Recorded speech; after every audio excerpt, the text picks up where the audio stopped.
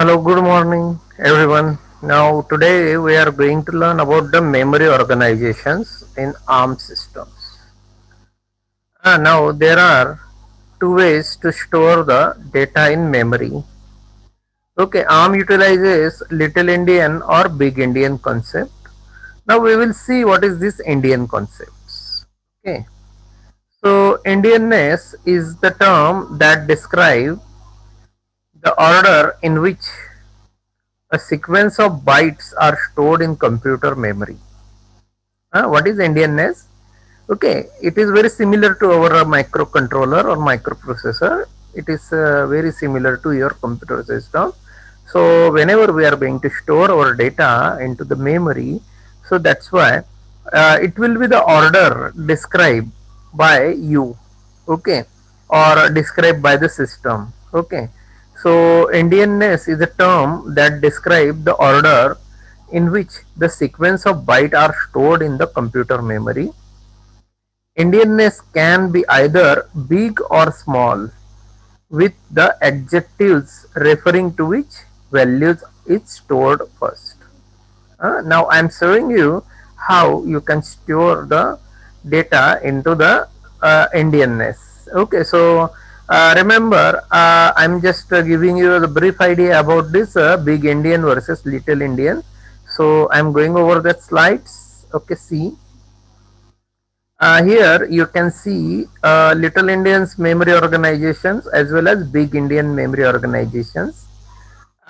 See, in terms of Little Indian organizations, you can see byte 0, byte 1, byte 2 and byte 3. Okay, so that's why byte 0 means it will be toward the bit 0, and byte 3 it will be toward the bit 31. Okay, so your data will be organized either from left to right or right to left. Okay, so most of the cases we may write a data from left to right. Okay, so in such situation we will not store our data into the memory. Okay, but in terms of microprocessor, microcontroller, we will write our data from right to left. Okay, so such concept is adopted. Okay, actually whenever you are going to store your data, so you can see big Indian concept will be storing data. See, I am just showing here like this.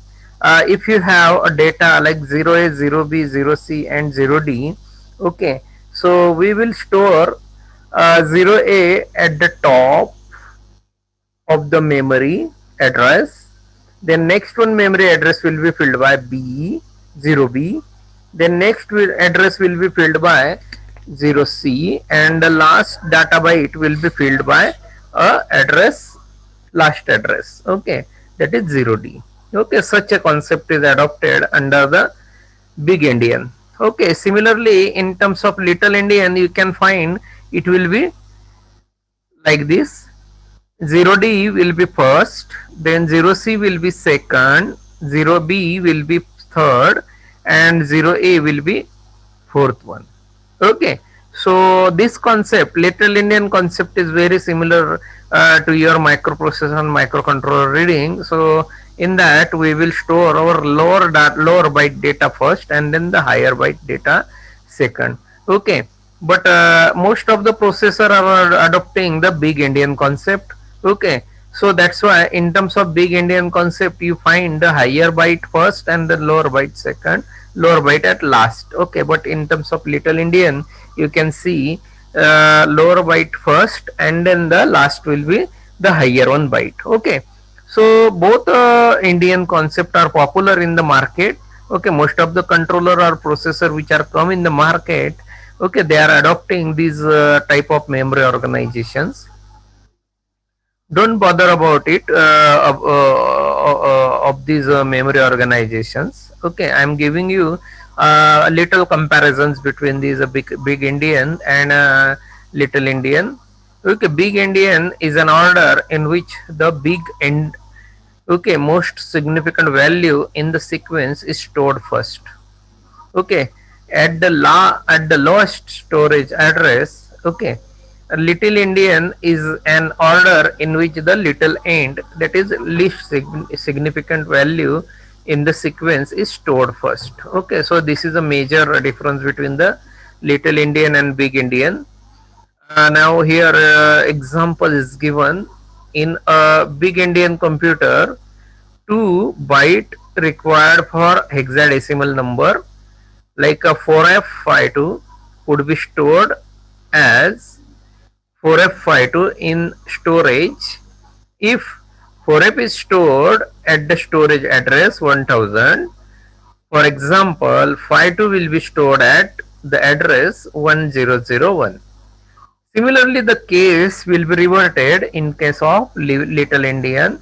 In a little endian system, it will be stored as 524F, means 52 is stored at 1000 and 4F is stored at 1001. Okay, so this is the biggest difference you can see with these little endian and big endian. Now, for people who use languages that read left to right, big endian seems like the natural way to think of storing a string of characters or number in the same order you expect to see it presented to you. Okay, means as you are going to read data, as you are going to write the letter in the same fashion, your data is get stored into the memory. Okay, now this concept is now prominently adopted. Many of us would use thus think of big endian as storing something in forward fashion, just as we read. Okay, an argument for little endian order is that as you increase a numeric value, you may need to add digit to the left. A higher non-exceptional number has more digit. An addition of the two number often require moving all the digits of a big endian ordered number in storage. Moving everything to the right. Okay, so whenever you are going to do any arithmetic operation, okay, example is given to you. Okay, what problem may arise is while storage of your data. In terms of little endian, you will store data from lower byte to the higher byte. In case if there is a carry generated, then in that situation, then last one means higher order byte or address will get stored at higher order byte. Okay, higher order address. Okay, higher order byte is get stored at higher order address. But in terms of big endian C, you can see if there is an carry, if there is an overflow of result, then it will first store the higher one byte. So that's why this causes an moving of all the digits from in big endian. Or okay, so that's why this may be the problem arise in the big endian. In a number stored in little endian fashion, the least significant byte can stay where they are and new digits can be added at the right at a higher address, right? Okay, this means that some computer operation may be simpler and faster to perform. Okay, so that's why you can fill here, if you fill to store your data into the little endian, then least significant byte can stay, okay, stay as it is, and the newer higher one byte address are get stored in the later address. Okay, so that's why most of the computer operations will says that it will be simpler and a faster operation. Okay, now keep it in mind that with both big endian and little endian byte order, the bits within each byte are the big endian. Okay, that is there is no attempt to be big or little endian about the entire bit stream represented by a given number of stored byte. Okay, for example, where hexadecimal 4F is put in storage first of last with other bytes in a given storage address range, the byte order within the byte will be 01001111. Okay, so it is possible to be big endian or little endian about the bit order, but CPU and the program are almost always designed for a big endian bits order. Okay, in data transmission, however, it is possible to have either bit order. Okay, so experts observe that internet domain name addresses and email addresses are little endian. For example, a big endian versions of our domain name addresses would be com.what is.www. Okay, so that's why here it will be quite difficult. Okay, so in the big endian, but here you can find though you are finding the reverse or forward order of this data, but every CPU or every programmer will be handling this both more efficiently. Okay, now here I am giving you the uses. Okay, both big endian and little endian are widely used in digital electronics. Okay, the endianness in use is typically determined by the CPU. Okay, the endianness will be totally dependent and it will be determined by the CPU. IBM 370 mainframe, most RISC-based computer, and Motorola microprocessor uses the big endian approaches. Okay, TCP IP also uses the big endian approaches. Okay, and big endian is sometimes it is called a network order. Okay, remember this will be the major point or major uses that you may need in your future. On the other hand, Intel processor like CPU and DEC alphas and at least some program that run on them are little endian. Okay, there are also mixed form of endianness. For example, wax floating point uses mixed endian, also referred to as a middle endian. The ordering of bytes in a 16-bit or word differ from the ordering of 16-bit word within the 32-bit word. Big endian processors can operate in either little endian or big endian mode and switch between the two. Okay, the language compilers such as that Java or Fortran have to know which way the object code they develop is going to be stored. Converter can be used to change one kind of endianness, okay, endian to the other whenever necessary. Okay, so see, this will be the comparison that you will feel while utilizing this endianness concept. Okay, now this is about the little endian and big endian concept. So remember all these points in your mind. Okay, about this memory organization, there are two types of memory storage. Okay, in ARM system like little endian and big endian. Little endian is as usual very similar to your microcontroller, but big endian is newer one to you. Okay, but nowadays it is also adopted in most of the controller or processor. Okay, now I am going over the next one point, that is advanced microprocessor bus architecture. Shortly we will say it is a AMBA.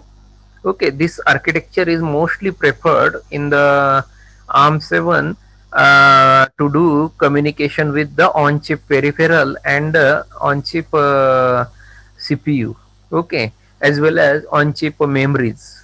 Okay, so that's why here you will see everything like ARM CPU core, DMA, direct memory access controller, RAM, random access memory, bridge arbitrary is there, similarly external bus interface is there, then on chip peripheral like UART, timer, GPIO, and so many are available.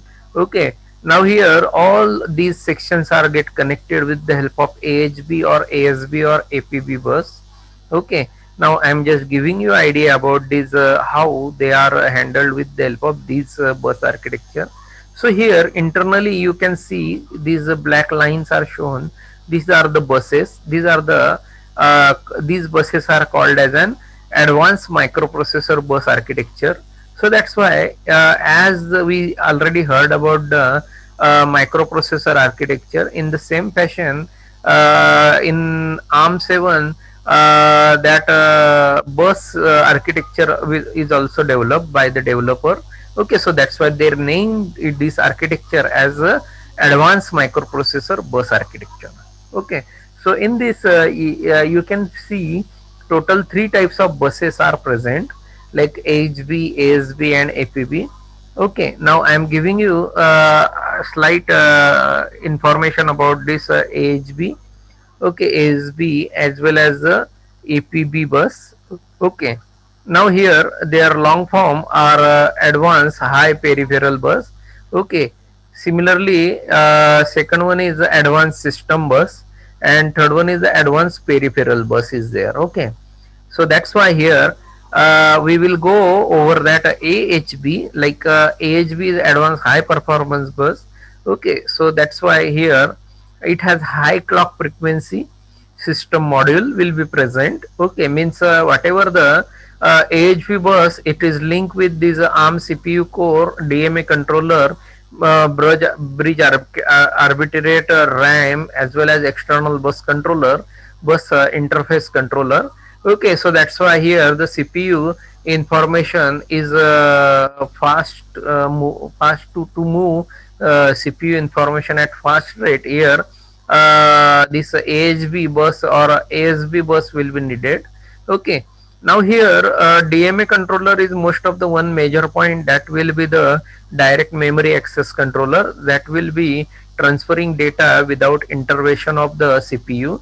So that's why between the IO and memory, it will do the data transfer at highest data transfer rate as compared to your CPU core data transmission.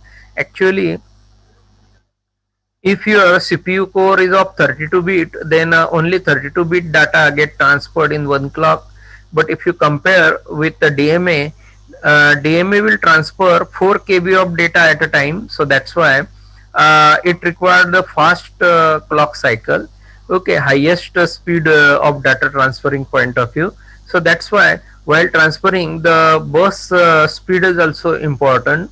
So that's why that care is taken by these ARM7 designer to transfer the data between these RAM as well as external peripheral devices. So that's why this AHV bus will be incorporated. Okay. Similarly, here you can find other point related to this AHBR. It acts as an high performance system backbone that is capable for doing the burst transfer, connecting the CPU and to on chip and off chip memories. Okay, so this is one of the feature of this DMA controller, that it will transfer the data at burst mode. Okay, burst is used here because of the fastest data transfer. So that's why here as I told you that only CPU will transfer only 4 byte of data at a time, but the DMA will transfer 4 KB of data at a time. So that's why because of this huge difference here, it is said by the designer that it acts as a high performance system backbone, and it is capable for doing the burst transfer connections, the CPU and on chip and off chip memories, right? Then a second bus will be coming in picture, that is the advanced system bus, or you can say it is a high performance, it has high performance feature of AHB and are not required. Okay, ASB also support the efficient connections of CPU on chip memory and off chip memories. Okay, so that's why it is just for system communications point of view. So that's why whatever the information which will be required between the program execution, so for that point of view, here the system bus will plays an important role. Then APB bus will be shared between the peripheral only. Okay, it is not linked with your AHV and ASV, but it is a link with your UART timer and GPIOs and many peripherals. Okay, so that's why it is called as a peripheral bus. Okay, it is used for low power peripheral. It is optimized for minimal power consumptions, and it has reduced interface complexity to support peripheral functions. APB is connected to the CPU via AHB or ASB, okay, or APB bridge. Okay, so that's why here you can see a bridge arbitrator will be there. That bridge arbitrator will be helping to switch the peripheral bus with CPU core, okay, frequently. So that's why here that bridge arbitrator will be permitting that communications. Okay, now this is about the advanced microprocessor bus architecture. Now the last point that I would like to tell you here, 5 stage pipeline RAM organizations. Okay, I already given you an idea about the pipeline concept, pipeline organization, but also I would like to focus on the 5 stage pipeline ARM organization. So that's why I'm giving you here the idea about this 5 stage pipeline organizations. Okay, so again I'm giving you a detailed structure of the ARM7 architecture. Here you can fill uh, uh, fetch sections. Okay, then instruction decode sections, then execute section will be there, then buffer data or data section will be there, and lastly you can see a write back section will be present. Okay, so it is slightly similar to your earlier architecture that I shown you, and I discuss with you related to the ARM7 architecture.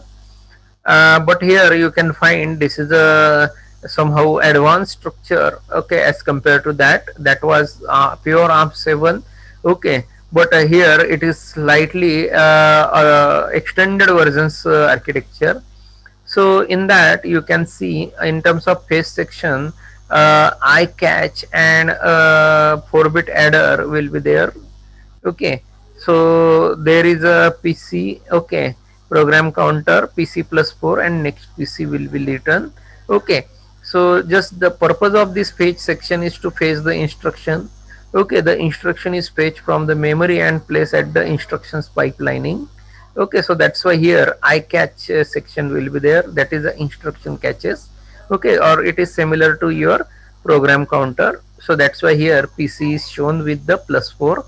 Plus 4 is given because here actually the length of PC is 32 bit, so that's why there are total 4 byte will be held by PC. So that's why here PC plus 4 will be written.